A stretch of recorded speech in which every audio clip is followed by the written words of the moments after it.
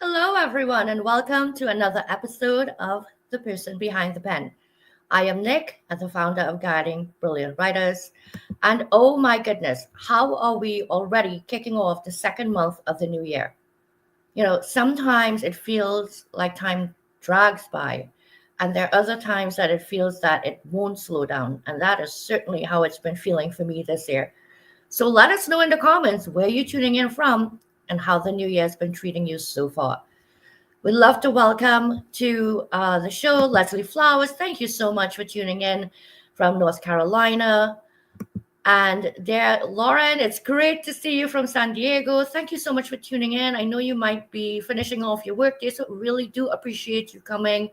And Sharon Rose, thank you so much for coming as well. Phoenix in the house. All right, I am extremely excited for today's guest. Yes, I have to share a little bit about what's going on with Guiding Brilliant Writers, but you have to understand, I have been waiting on his book to arrive, and I'm like, it has to come here. It has to come here in time for the show. With all the snow and the mailman not being able to reach my mailbox, because the plow passes by, they pile all the snow up, and then the snow is like bricks and you can't move it. And I'm like, oh my God, I'm not going to get this book in time. Well, just in the nick of time, look what showed up. That's right. Isn't that a sign that I needed to have this gentleman on this show? I would say the answer to that is yes. So let's go ahead and welcome everyone else that's joining. Linda Meyer, thank you so much for being here with us. And Jerry Ryan, fellow outlier from Portland, Oregon. Little bit about Jerry Ryan. I do not know what I would do without this gentleman at this current time. I am currently working on the publication of the first charitable annual cookbook by Transformation Kitchen with a founder of HR4U, Jason Forehand. We're doing this along with Derek Stroken and Jerry Ryan. So I've been head deep in formatting, not one of my favorite things. But I'm getting there. I want to say hi to my neighbor, Stephen Eng. It's so great to see you, Steve. Oh, sorry. So great to see you, Stephen. Thank you so much for coming in. I know you might actually be at the library right now. I love when you pop into the shows because you have so much insight to offer us. And hello from New Jersey, Merrill. Neighbor, I am tired of the cold. Like, I'm really over it. And I need some sun, and I can't even ask anybody to send it from Florida because I understand that it was quite cold there recently.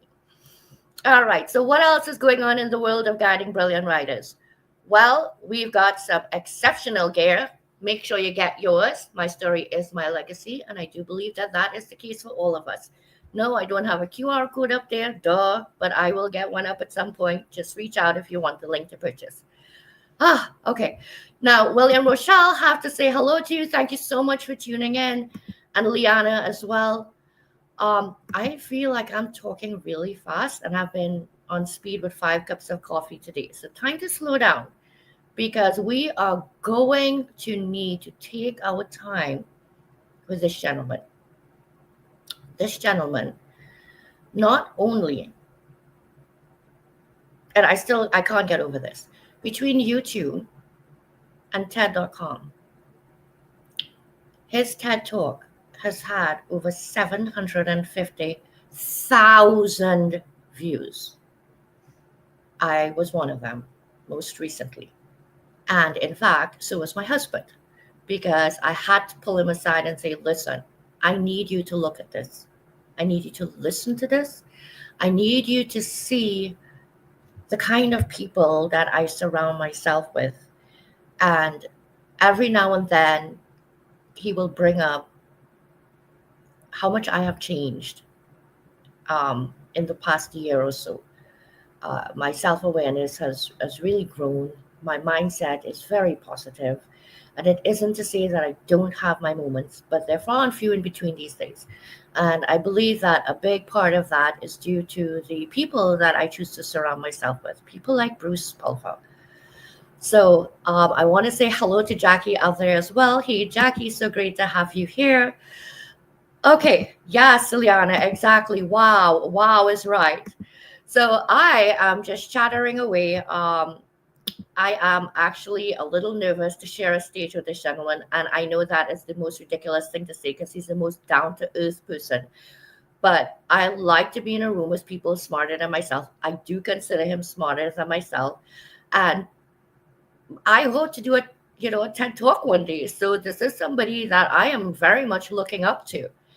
Okay, so without further ado, I am not even going to bother to introduce him because I'm going to have him do that all on his own. Please welcome to the stage, Bruce Pulver. Oh my goodness. Hello, and thank you for saying yes to coming on the show.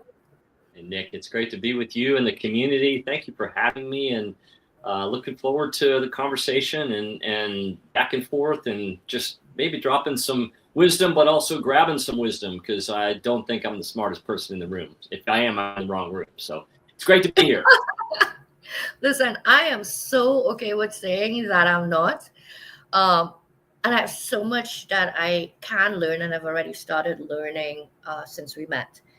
And I started reading the book online because I got my copy today. And, I've just actually enjoyed your spin on acronyms, and we'll get into that a little bit later. It's reframed a lot of the words that I use on a daily basis, and you don't really realize that you're using them on a daily basis until you pause to actually absorb that. So, tell us first where you're tuning in from. Tell us a little bit about who Bruce is before we jump into this absolutely mind blowing book. Well, thank you. So I live in Atlanta, Georgia. I've been in Atlanta since the early 80s. Married to my wife, Bridget, for 31 years. I've got two daughters, 28 and 25. They've launched. And so I'm coming in from Atlanta, and just a joy to be here. And yeah, the power of our words, they make a huge impact. And I learned that personally, through some things I think we're probably going to talk about today. So again, thanks for having me. And it was 17 degrees a couple of days ago here, so I can't relate to all the folks in the Northeast, but we had a day or two where maybe we could. Oh, goodness gracious. Well, I hope it gets warmer for you and warmer for me. And so 28. So my son is 28 as well. So, like when I think of this next generation, I won't say younger generation because I'm still young, this next generation, there's so much happening for them right now. And I guess so much happening for everyone. But a lot happened for us when we were their age as well. And, that concept, mindset, it's not a concept, it's something tangible that we all need to be able to um, integrate as part of who we are daily. And I love the note that you wrote in my book when you sent it to me, and it says, Nick, a single word can change and even save a life. And I couldn't agree more. I often say our words have the power to make or break others. And what I love about what you're doing is you're turning that back on us, on ourselves, the way we talk to ourselves. So again, I'm giving little sneak peeks because I'm excited to dig into the questions, but I want to kind of go in somewhat of an order so people could get a bit of the backstory. So I want to share this quote that is at the start of your book. Well, before chapter one, after the table of contents. And I wrote it down and I have it here on my desk because I just feel that there are moments when I need to reflect on this throughout the day. So, the two most important days of your life are the day you were born and the day you find out why, by Mark Twain. I just shared it and my goosebumps all went up. I think oftentimes we go through life not knowing our why, thinking we know our why, finding a different why, And then there are some that just never even bother to ask if there is a why. And it really does change absolutely everything.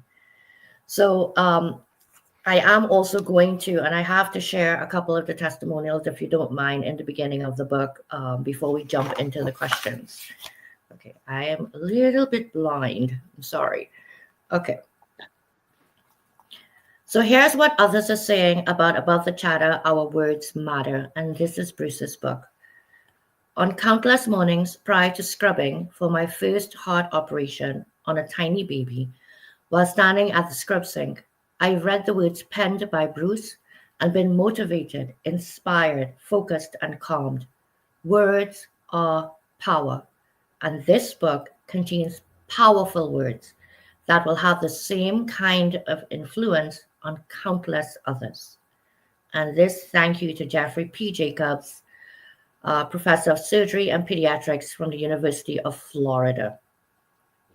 When I think of somebody that is stepping in to do an operation on a tiny baby and what must be going through their mind in that moment, their self-talk, my goodness, I mean, it could be a life and death self-talk situation. So there was something that happened in your life at birth. And it's so funny because it didn't happen to you, but in a sense, I feel that it did. It happened to your mother during labor. And I would really like for you to share this bit of the story with us, because I think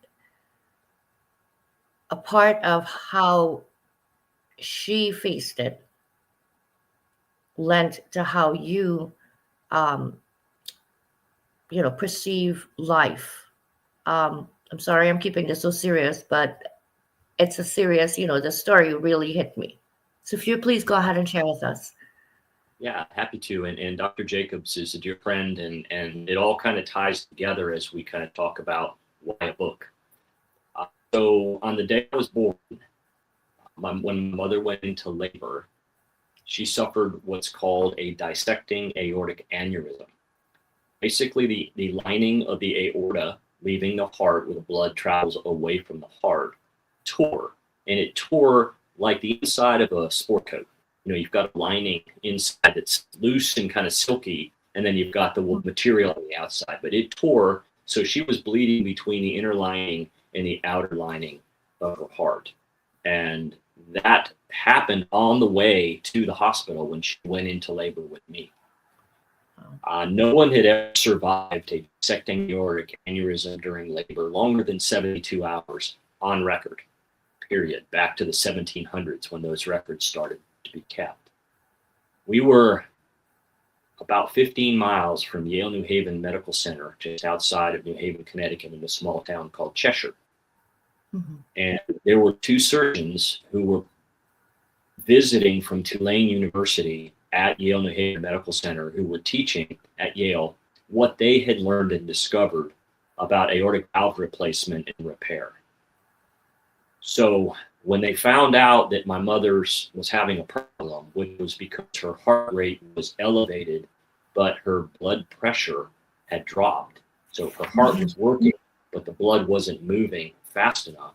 They called these two surgeons over, and they began 3 experimental surgeries, which took 60 days. And she is the first woman to ever recover and live beyond 72 hours. And if we were 18 miles away from the hospital, not 15, she wouldn't have made it. If those surgeons were not there teaching from Tulane up in New Haven, we would not have made it. And if God wouldn't have had his hand on my mother's heart, she would not have made it, and nor would I.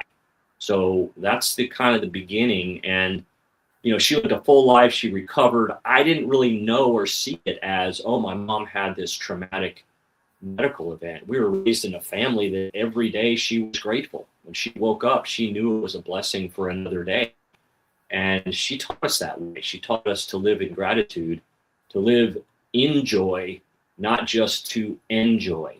So there are ups and downs in life, and we've all experienced them, and I personally have experienced my own. But that was my mom. That was her approach to life. I know her before I was born, so I can't say, of course. But as she raised us and recovered and had a full life, every day was a gift. And Dad was kind of the word person and the writer, but he was also the silent patient. He had to go through a lot with my mom. She didn't see me till I was 60 days old. He was back and forth to the hospital. Every time he heard a siren, he thought, well, was that her? Again. So, but we lived a life of possibilities. It was positive, but I don't want to get too hung up on, you were just these positive people who thought everything was going to work out. We lived a life of possibilities. What can we do? And that has been part of me since ever I can remember. Just incredible. And I have to throw up the banner now that says, welcome to the person behind the pen, Bruce Pulver, because, there are stories that you hear and you immediately think miracle. And that's one of the things that crossed my mind, because what your mother went through was so rare. The chances of her pulling through that and pulling through that with you was slim to none. Yeah. And absolutely. When I think of what you just shared, she wasn't just about enjoy life, how joy in life, be in life. And that's how I feel when I read the introduction, as I read the book. I felt the way your parents affected you with your upbringing. Yeah. And there are so many that are brought up like in that way, and life hits hard, and then they just spiral. And I even think to myself that situation could have brought ahead so much post-traumatic emotions with you as a child, knowing that story. And yet you turned it into something incredibly amazing. But you didn't turn it into something incredibly amazing right away. Right. That was the way you lived your life. But there was something else that happened. And being able to apply these principles changed your path. Yeah. So this is all you now again. Yeah. What was that? So being raised I didn't realize this until later when I started doing a lot of speaking engagements, and I kind of thought that maybe wasn't everybody's life that way. I realized very, very quickly that everybody has a different set of experiences. So, I'm raised, I'm able to play sports, I'm able to dive into music and participate in that world, and a college degree, and got into pure business because of the kind of the drive and the benefits and the impact that the medical field had on my family in some technology. Flying along through that, things were going very, very well. I was blessed, very fortunate to land in some good companies, have some good roles, have some good success in sales and client relationship work, etc. And then all of a sudden, I had what's called a BAM moment, B-A-M, a BAM moment. And to me, a BAM moment is when things are going along smoothly, and then all of a sudden something occurs. It happens, we think, to us. Ultimately, I believe it happens for us. But bam, I was let go. Myself and 500 other employees at a large Fortune 10 company were eliminated. We were gone. And that was fine. I mean, it hit me pretty hard. I did some self-reflection, got on my feet, got back in another job. And 5 years into that job, a smaller company, $20 million a year company, looking to be sold, similar industry, same thing, a downsizing, and I'm out. And that was the moment when I looked at myself and I said, Nick, there's only one thing that's the same in these two situations. And that's me.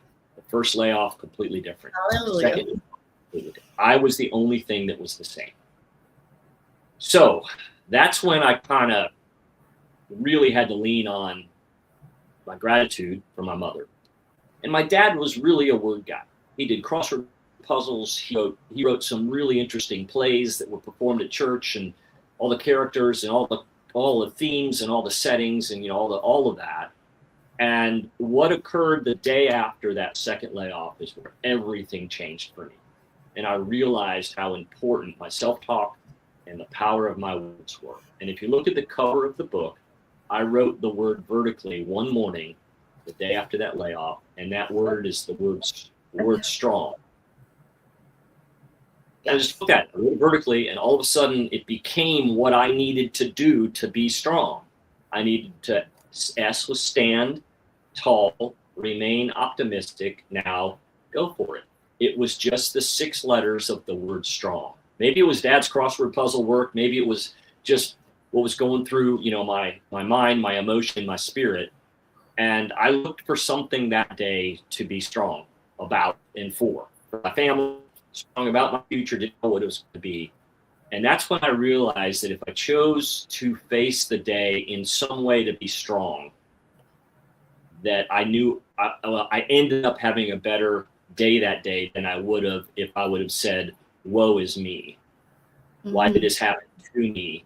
Now, I went through all emotions. Don't get me wrong, and we're going to when we have those bad moments. Denial, anger, frustration. Why is this happening? Why can't I catch a break? Why did they do this to me? Wait a minute, they must have made a mistake. All those things. But I realized that because the second day and then the third day, the fourth day, all at the same time at 6 o'clock in the morning, I would wake up and another word was pounding in my head, and I'd write it vertically, and I would use that word to make it through the best I could that day. So 422 days or so in a row, I did that. But let me tie back to Dr. Jacobs, my dear friend Jeff. He gave me that quote because that is in fact what happened. He would read some of my words in the morning. Well, this one morning, he called me the night after I'd sent him that word. And he called and he said, Bruce, we needed that word today. And I said, Jeff, talk to me. What do you mean? Tell me the story. I'm on the edge of my seat. He said, we were scrubbing for a surgery that was probably going to be a 10-hour surgery. And there were all of the team and the medical team. You think about it, in the OR, scrubbing, getting ready, talking through what they might see with this patient, because it was a premature baby with a heart defect. Baby was basal. And he didn't say we got nervous, and he didn't say we didn't know what to do, because of course doctors don't do that. But he said it was tense. It was tense in that room because of our experience and what we were going to go face. My phone went off. My scrub nurse grabbed my phone out of my pocket and he said, it's a text from Bruce. He said, read it. That morning, I wrote a 4-letter word, which was the word calm, C-A-L-M. And that morning, I wrote it as catch a little moment. And he told me later in that evening, he said, we stepped back from the scrub, kind of collected ourselves, and we went in and did a 10-hour surgery. That's when I knew that this was having more than an impact just on me. And I felt pulled to do something with this in the form of a book, in the form of something more than, maybe my love of words and my upbringing and attitude. Calm. Catch a little moment. Catch a little moment. And that's exactly what it is. And we don't realize that it takes just a moment, or we can take just a moment. And I had the privilege of listening to your talk. So please, guys and gals, I have shared all the information in the post on LinkedIn. Go listen to that talk. And I find it most interesting that you said you wrote the word vertically, because in the talk he shares that his dad is a great lover of crossword puzzles, but he had this thing. What was this little quirk about the crossword puzzles? So he had an amazing vocabulary. He loved to write. He loved numbers too, but he had an obsession that he would work only on the downwards in the crossword puzzle before he started working across. So he would work to answer the word without using letters that would come into play if you did down and across at the same time. And it just impressed me. I mean, I could never do crossword puzzles with him, but maybe the vertical part of the words kind of came back to me when I needed words like calm, or I needed words like, one of my favorite words that I think a lot of folks think is overused because it really doesn't mean anything is the word awesome. That's awesome. Well, what's awesome? Simple. A wonderful experience shall overwhelm my expectations. That's what's going to be awesome about it. Anyway, it really helped me understand that the letters of the words are really there to define what the words mean if we pay attention to what we say and what we write, what we speak to ourselves, what we speak to children, what we speak to others that are in our charge, those that work for us, those that we're trying to have a relationship with. Maybe it's a peer-to-peer, maybe it's, an upward conversation with an executive we need to go have. It's really important how we structure, what we say. What we think and what we say sometimes are two different things, need to be two different things. Yes. And, I want to apologize. I see some comments coming in that things are breaking up a bit. And I did just put the banner up, guys and gals out there. So you can jump on YouTube if you like. The YouTube tag is down there. I hopefully that you could get there and you can catch the rest of the show. So we know LinkedIn's been a little bit glitchy lately and, kicking people out and stuff.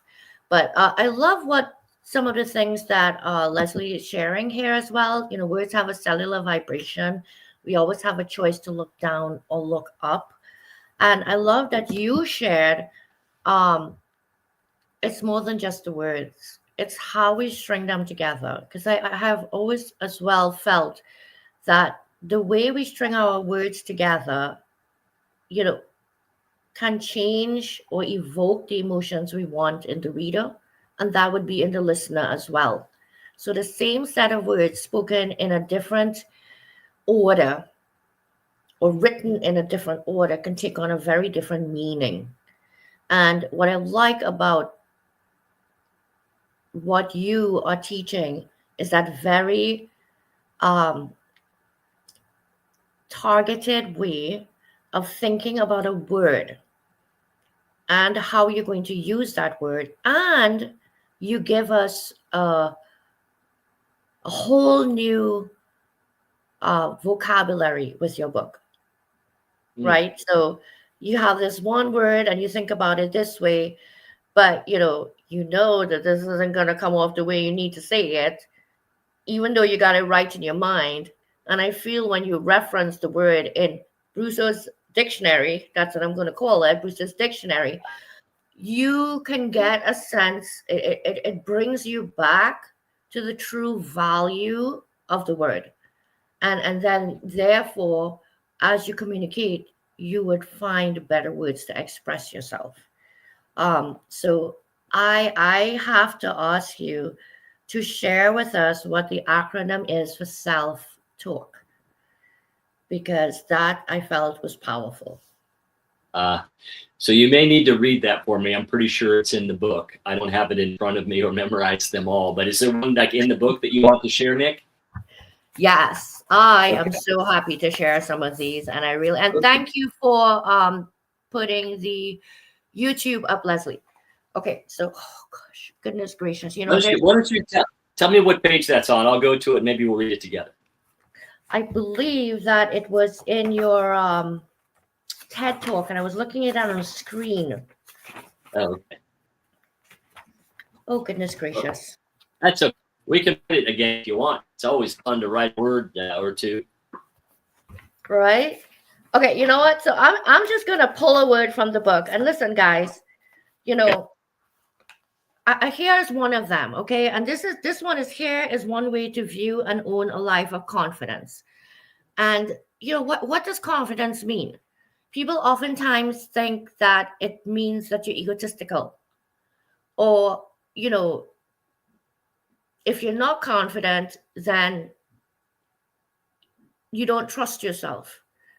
So I feel that when I think of this and I look at confidence, it says calm, outlook, never ending, faith, inspired, determination, engaging new challenges every day.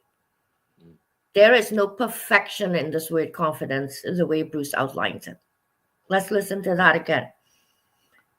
Calm outlook, never ending faith, inspired determination, engaging new challenges every day. So, as I read through some of these, what I loved about them was the fact that there is no definition, according to the way you do it, of perfection, the way you have described these words. No. So it's not you think of the word this way, but you should really think about it this way.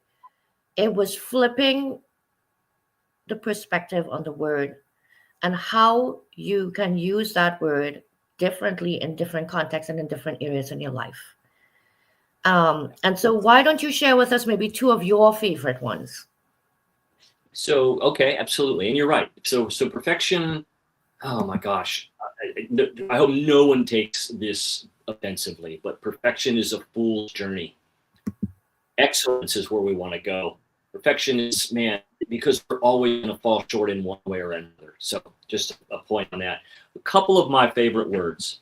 One is I truly believe we all have gifts, GIFTS.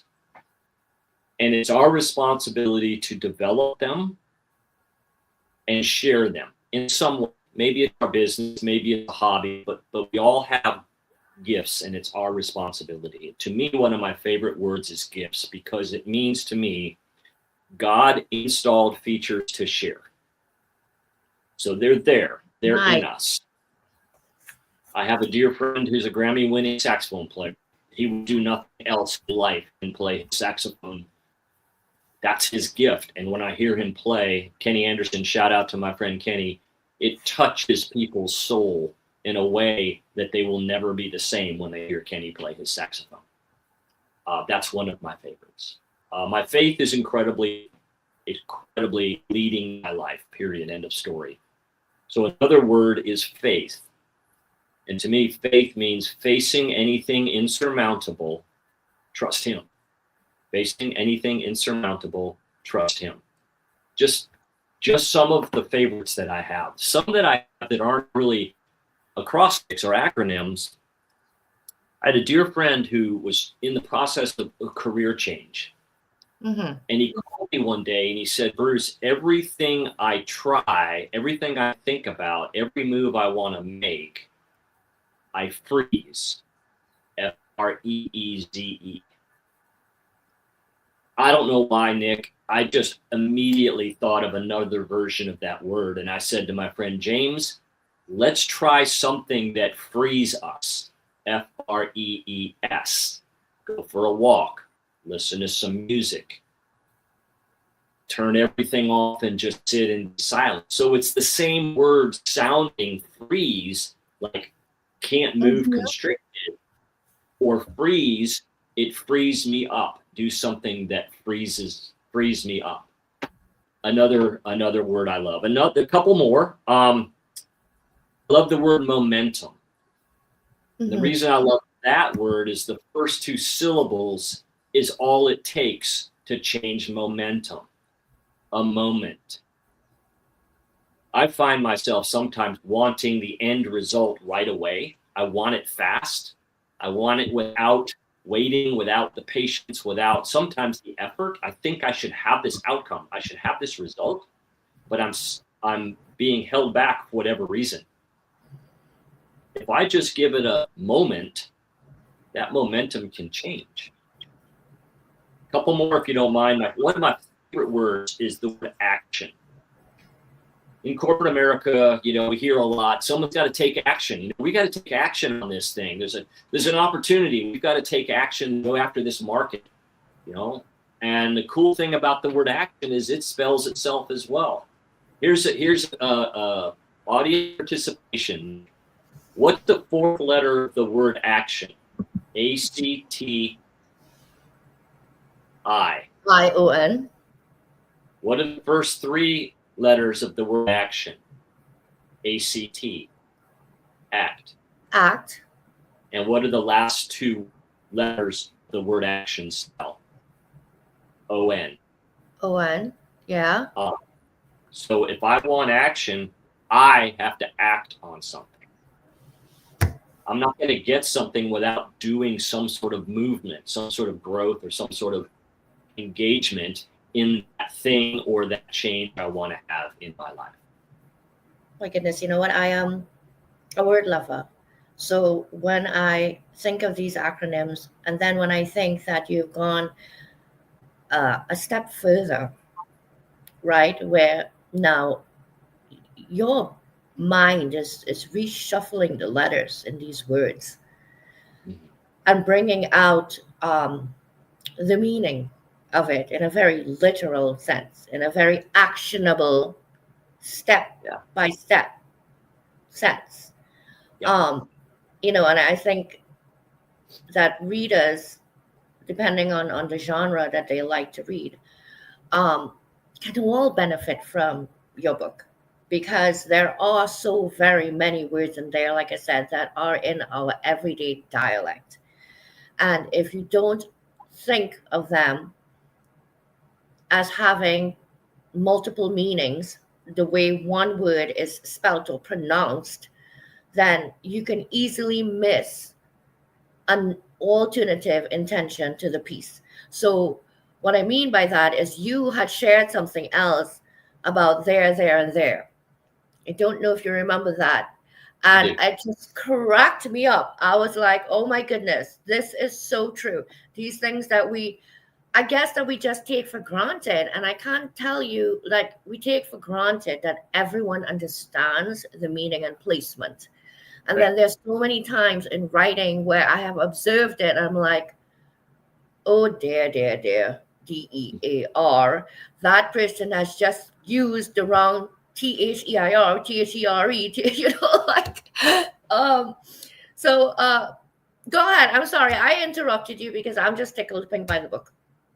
Oh, thank you. Now, you're right. So a couple more, and then I'm going to do a little case study that I did. We have a minute for that, and we'll keep following any questions that come in. Definitely want to get your questions. So we can look at the word, 2 words. Try something new. I'm going to step into this thing. I'm not really sure. I don't have the confidence. I'm really comfortable in the world that I'm in, but I'm kind of getting this nudge, this tug to try something different. And the first thing that might come to your mind is the word I'm not able. Okay? Not able. Squish those 2 words together and get rid of space. If you work hard enough at something that you're new at, you might become notable. Same word. Oh my goodness. So. Okay. Oh my goodness. God has done this with words. He just decided how we're going to spell words, and they're these little mystery, these clues, and spark how we think about things. I'll do a case study now. I did a talk at a university in Nashville, Lipscomb University. It was an MBA class, and they asked me to come in and talk about the power of our words and confidence and the ability to step up and stretch yourself and all those things. So I did a case study where it was the end of the year. This is an MBA class. It was a business class, a sales leadership class. It was the end of the year.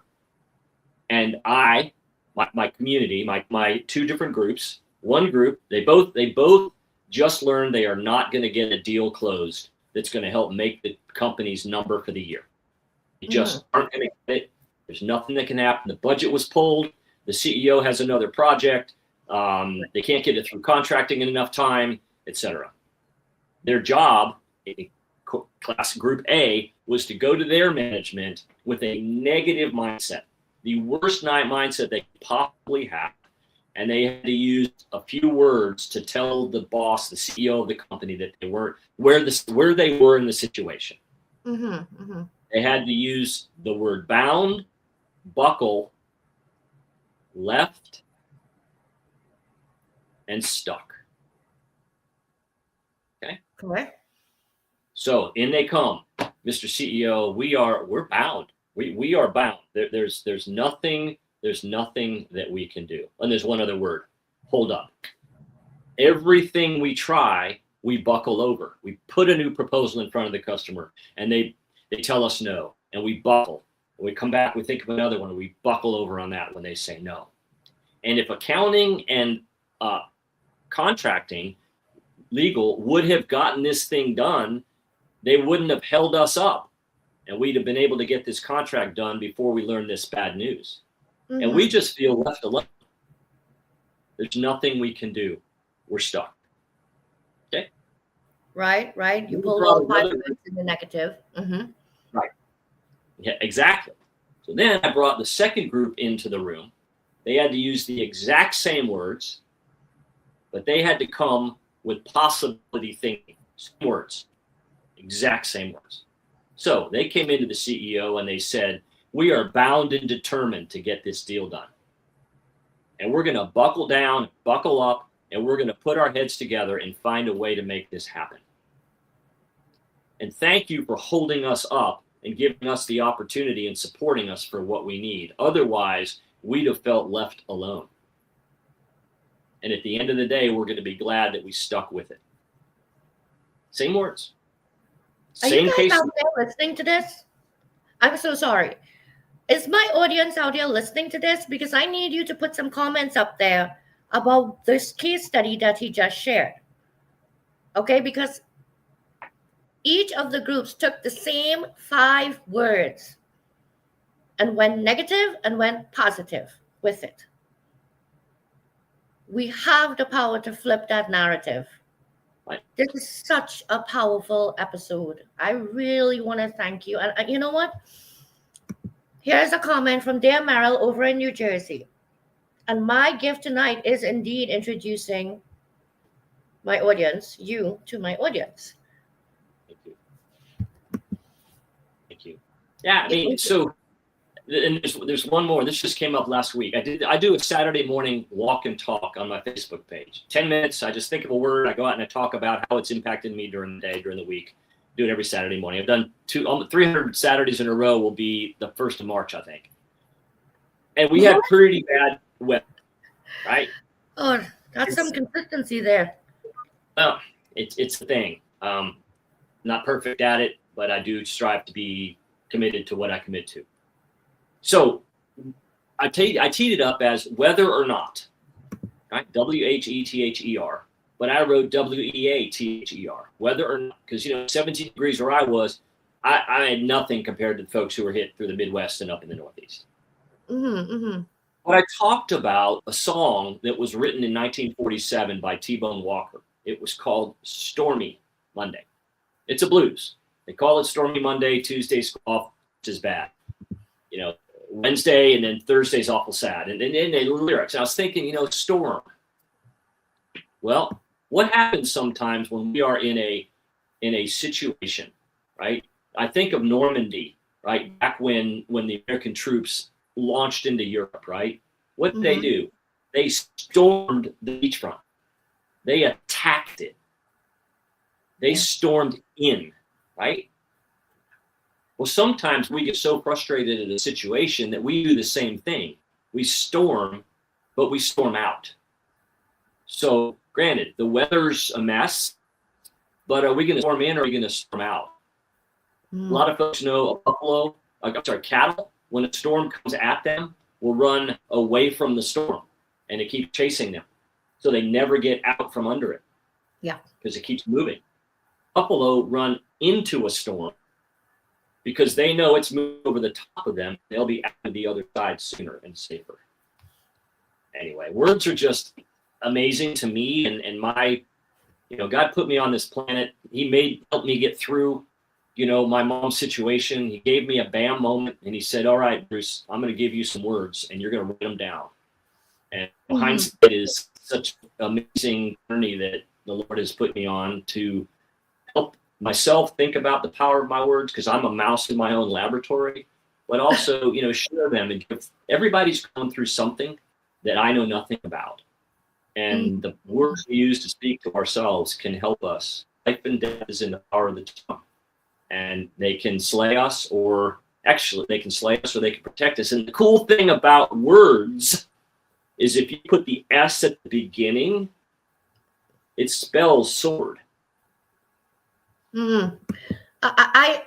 Okay. Damien, I want to say hello to you. Now, there are a couple comments that I want to share with you. But first, I want to ask the audience, because I can't. When I think about your mind, and you're going through life every day, how do you turn yourself off to not constantly hear a word and your mind constantly churn it? Does that make any sense what I'm asking? Yeah, it does. It does. And what I do is I pay attention to them and I just write them down. But I also find my calm. I also have to catch a little moment. Things outside of this, whether it's working in our gardens or, I love the game of golf. I play, but I also caddy. And so that helps me make sure I'm focused on one thing important, and that's my player. I do a lot of sales training and a lot of speaker coaching, and that helps me focus on what the outcome is for the person I'm serving. So I am dying to ask my audience. I want to challenge Bruce. I'm sure he's up for it. Throw in a word or two, guys. And I would love to hear improv what Bruce will come up with, because I trust that his mind is so. He thinks in a way that's different than anyone that I've met. Right? His mind really just. It's like, when you see a crossword, and if you aren't looking for a particular word, but the words just come out at you, I feel his mind like that. So throw in one or two words in the comments. I would love to bring it up. I would love to see what Bruce has to say. But while you're doing that, I'm going to ask you to scan the QR code above Bruce's head. I haven't even said this, because I'm like busy yapping away and enjoying the conversation. Please go ahead and scan that QR code and get a copy of his book. And make sure when you get a copy and you have read through it, to completely blow up his DM on LinkedIn with your favorite word, so that he remembers this episode and, just how much he was really appreciated being a guest on The Person Behind the Pen. So go ahead, scan that QR code, get that book.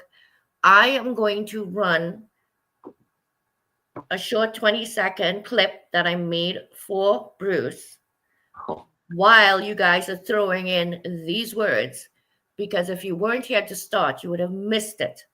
And there is a picture in there that I want to see who catches in the audience and who's going to throw the first question going, what on earth am I seeing in that picture?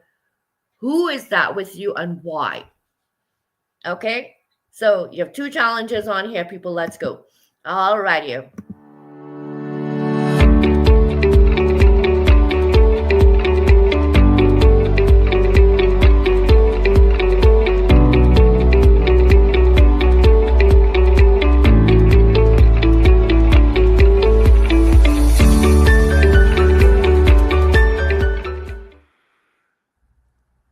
Did you catch it?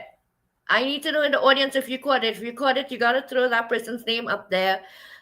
And if somebody doesn't, then Bruce is not going to tell us all about it, I swear. All right, so let's throw up a couple of these words. And you know what? I trust that you already have things for a couple of these words. So let's start with the first one that came up. Trust. Trust is such a great word, right? Just think about how we define it. We all define it differently, right? I give it. I look for it. I offer it and might not get it back. It's a word that's a teeter-totter word for me. It's something that I believe we earn every day. It's not something that once you've earned it from someone, it's always there. It's a living word. I truly believe it is. I have written trust. So I'll share the way that I've written it, because it's a word that's really important to me.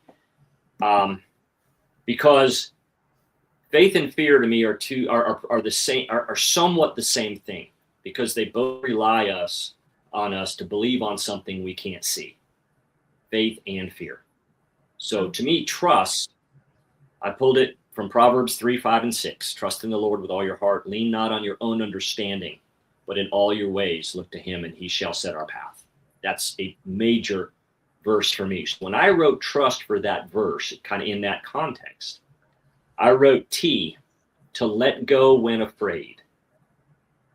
To let go when afraid.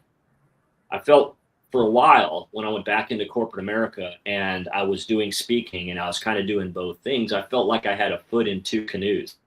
And that's not good if the canoes go this way, right? So I had to trust to step out of the corporate world to be doing what I'm doing now, which I've been doing for a couple of years now. And it hasn't always been easy, but I've had to let go when afraid. The R is relying on the unknown. Well, we're control animals. We like to know the next step. We like safety. We like comfort. And I don't mean comfort like we have everything, but just knowing our surroundings. We're safe there, we're comfortable. And we also like to be in situations where we're confident. But sometimes in trust, we have to rely on the unknown. Like, it's okay not to know. Right? I call it being comfortable, not having a comfort zone. Like, put me in a place where I'm uncomfortable. I'm going to be comfortable there. And it's a growth thing that I've had to do. So that would be rely on the known. The U in trust is using faith versus facts. And that's a balance, right? That's difficult, but for me, I've always found that the path that I'm on under faith is better for me than the ones where I'm trying to gather facts and trying to quote unquote figure it out. I'm not smart enough to figure it out. I write single words as acrostics. I don't write, massive literary things. It's just word. Okay. So then the S in trust for me is say yes without seeing. My word for the year in 2025 was simply 3 letters. It was the word yes. And I wrote that as Bruce, just say yes, figure out how later. And yes was you expect success. Don't know how, I don't know where, I don't know where the pieces are going to come from. But Nick, like you said, you surround yourself with the people that are your tribe, that are your people, that lift you. Put yourself out there and say yes. And then the T is take a step. And for me, he is capitalized, H-E, is there. Peter took a moment, he was in the boat, he stepped out of the boat, he did not sink. Then when he doubted, he sunk. So anyway, that's my version of trust. Thank you for letting me share that based on my faith. But there's a lot of different ways to write trust. Teamwork required uses strong something. I don't have to come up with a T, but I would challenge everyone to write their own word.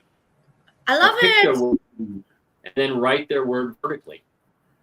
Guys, seriously, pick your word, write it out, and drop it in the comments of the, or drop it in the comments, yeah, so it shows in the post and the replay, because I would love to see how other people are looking at this. I really like the way you broke down trust, because you didn't just do one word for each letter. I'm sorry. You actually put a phrase or a sentence or something that had a start, a middle, and an end. And of course, I love the tie-in of faith. I am Roman Catholic. However, I don't say it in that sense of faith. I say it in the sense of faith of trusting God, trusting the universe, and the path that I'm on to take me to where I need to go. And it isn't always easy to do that, because sometimes you are lifting a foot and there is no step. You can't see it. But you have to trust that when you put your foot down, it's going to be on solid ground. Okay? And you have to trust that if there isn't, you are going to be agile enough to pull your foot back. So you got to trust what could happen. Like Bruce says, you live a life of possibility. And you have to trust yourself in the process too. So just that one word has already got me going, and we have 5 minutes and I'm going now. There are a couple things that I want to just throw up here that people were sharing. And Stephen said there's a sense of orderliness to your creativity, Bruce, and that's evident in how you play with words. And I do in this very chaotic world, and when you think of writing and when you think of speaking, people often say organic, which is important because ours is organic tonight. We did not talk beforehand about what we're going to talk about, but there is something to be said for the orderliness too. That is in all of us. And they have to run and can, I believe, run parallel at times. So it's both Leslie and Stephen shared a similar comment. So Leslie says, I am listening. That is the law of polarity in action. Negative affects how we feel, so does positive. If you think negative, practice thinking its exact opposite. And that is so not easy to do. Yep. The only place that two negatives make a positive, if I remember my math correct, it's in multiplication. -3 times -3 is +9.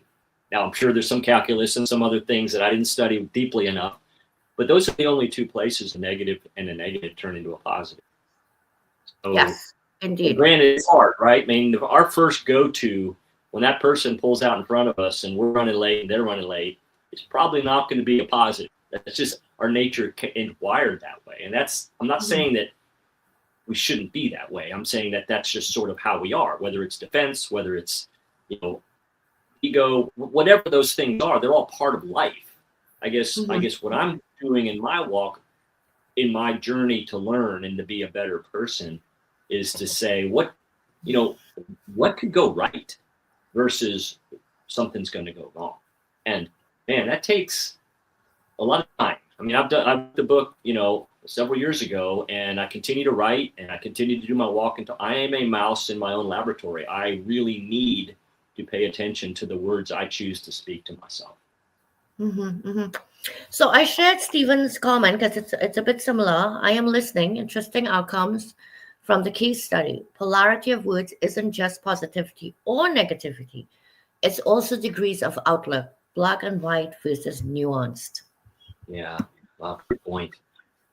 Thank you, Stephen. Great point. Yeah, this is probably another thing that oozed its way through me. My father, besides a writer, was also a musician, and his favorite style of music was jazz music. And I grew up playing the drums as a jazz drummer.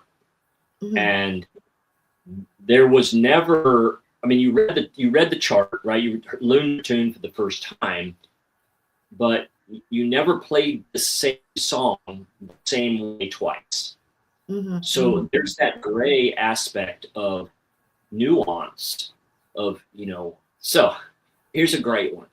A teenager will often say the word whatever and roll their eyes. I've had two of them. I know it. It's happened in my house.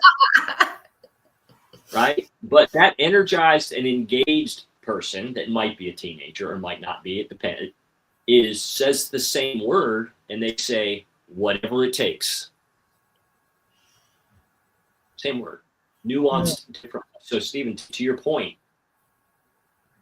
just a lot of different ways to look at those words. Yes, Nuanced. indeed. Okay, so gosh, we have a minute, but I'm gonna keep you for 1 or 2 extra minutes because I am really enjoying what's up here, and I can't not address this because I said if somebody calls out who is in that picture with you, you would tell us what it was all about. And so Jerry Ryan did call out. So Bruce is in a picture in that short clip with Shaquille O'Neal, and they're wearing Home Depot gear. I mean, that is so not what I expected to see. I'm just saying, when I checked out your website, when I checked out, your YouTube with your TED Talks and stuff, and I'm like, oh, okay, wait, what? Huh? So we got to know, what was up with that picture with you and Shaq and Home Depot? Well, I do a little work with Home Depot, their customer experience world, and their customers are really important, and they're really doing their best to make it a good experience, right? Because they know that their customers have a choice. There's a lot of different options for them. Well, I was in the store one day, and this guy walks by, and he didn't look like someone that lives in my part of the world.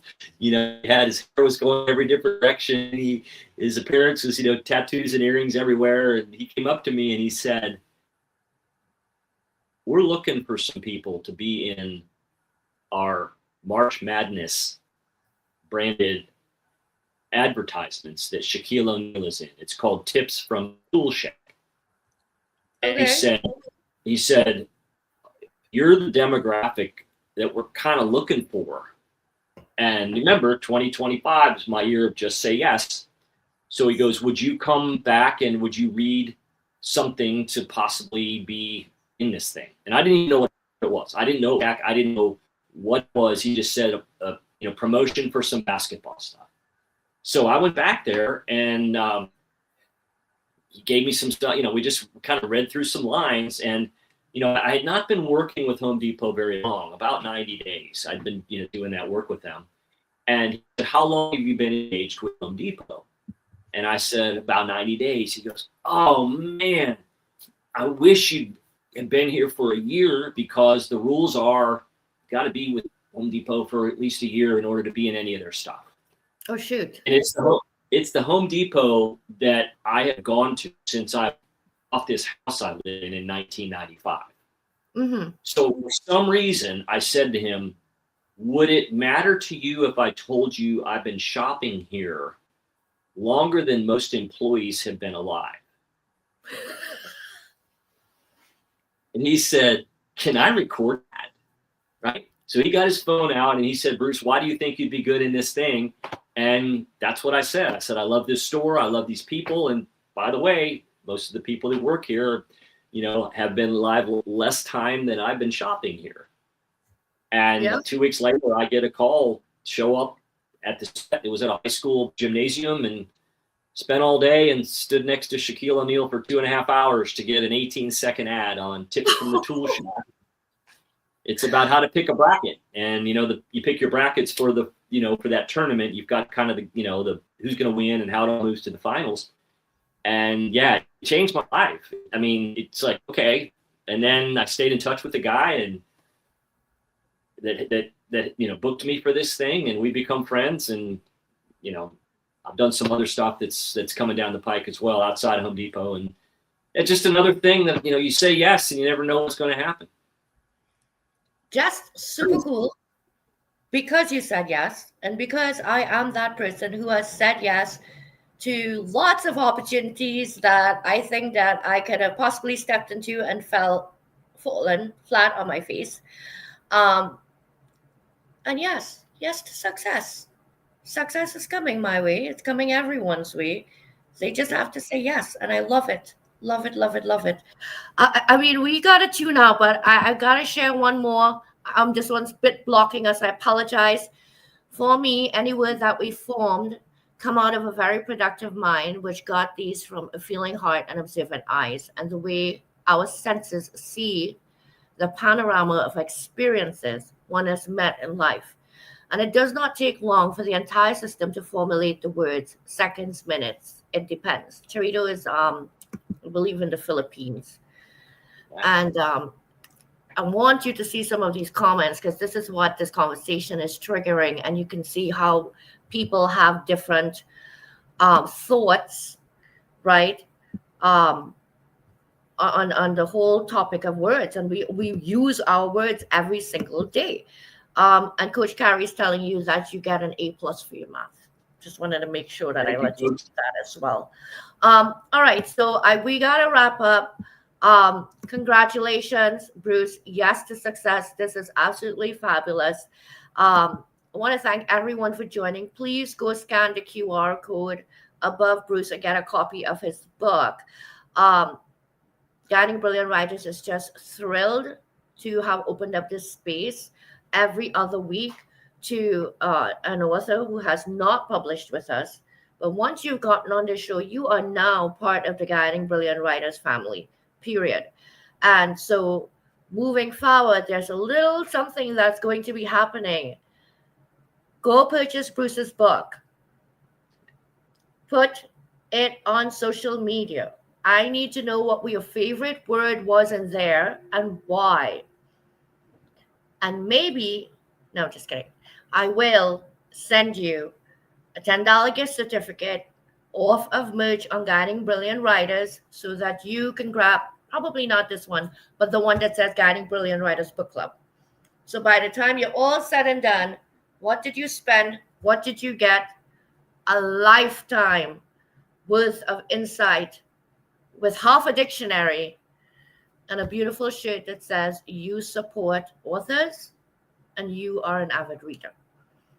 So, Bruce, I'm going to ask you, when you have time, jump in the comments, please. There are people that did put words in and didn't have a chance to, break those down. Anything you would like to share with us before we head on off? Thank you for having me. This was a great conversation. The feedback, I love the dialogue back and forth. Our words matter, and what we say to ourselves determines our thoughts, our beliefs, our intentions, our actions, and ultimately our outcomes. And I would just challenge everybody to work on that. Take a moment, right? Find your calm.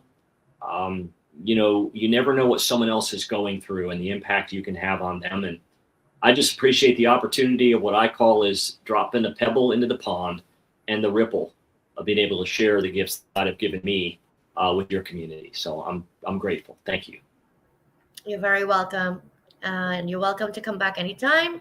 And I will be looking out for that post. Do make sure that you tag myself and that you tag Bruce so I can get that $10 certificate off to you. Have an absolutely wonderful night and go read. Do you know, the man that reads lives 1,000 lives. The man that never reads lives only one. George R.R. Martin. Go read something. Have a great night, everyone. Oops, can't stream.